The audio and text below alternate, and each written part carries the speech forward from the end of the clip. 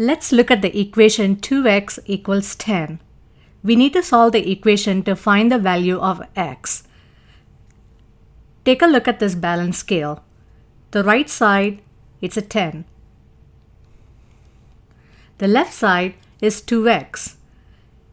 Assume each pawn to be as an x.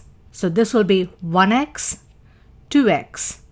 We need to find the value of each x. We need to divide this 10 among the two pawns. Let's divide this by 2. Let's divide this by 2.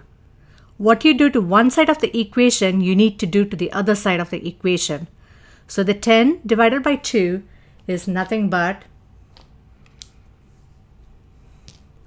a 5 and a 5. So each pawn takes on the value of 5.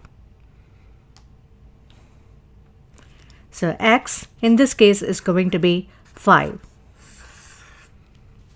In this one-step equation, x plus 3 equals 7, we need to find the value of x. Let's set it up on this balance scale. The right side is a 7. The left side, use the blue pawn to represent an x. Plus 3. So x plus 3 is represented on this balance scale. Since we need to find the value of this blue pawn, you can see there is a 3 and there is a 7. Let's replace the 7 as 3 plus 4. 3 plus 4 is the same thing as a 7.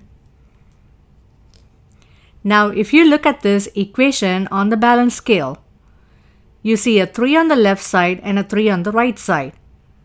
Remember, what you do to one side, you do the same to the other side. You can remove the 3 on both sides of the equation. Removing the 3 is nothing but subtracting a 3 on both sides of the equation.